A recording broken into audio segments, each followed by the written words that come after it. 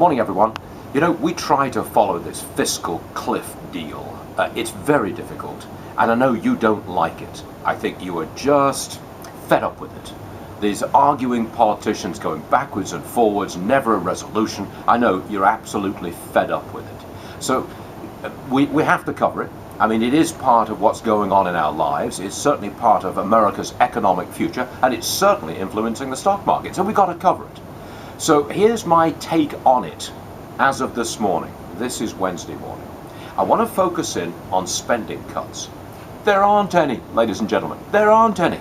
It's supposed to be a balance of taxes, okay, the Republicans have caved, we'll get more tax revenue, and spending cuts. Where are the spending cuts? This president does not want to cut a penny from anything. Look at his proposal. He would not touch Medicaid. There's a gorilla for you. That's expanding rapidly, costing us an arm and a leg. The president will not touch it.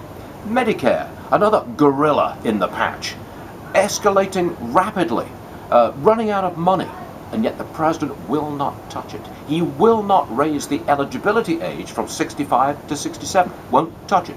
Social Security? Well, he will introduce a new method of calculating cost of living adjustments every year, which will result in a very small cost of living adjustment. Okay, he'll do that, but it's minuscule. It will maybe cut spending by maybe 150 billion, that's a rough estimate, over 10 years. That is peanuts.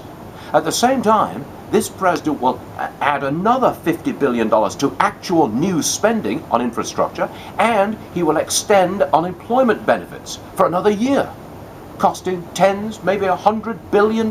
That's new spending. This president will not cut spending. Here's what he wants. Tax the rich. He's going to get it. Promise and think about spending cuts way down the road. That's what's going to happen. And totally ignore the debt. That's why he wants a 2-year moratorium on any debt ceiling discussion. It's a lousy deal, isn't it? There are times when I think maybe it would be better to go over that cliff and fight in the trenches next year. But there'll be more on this, and a lot more besides, in 3 hours. We hope to see you there.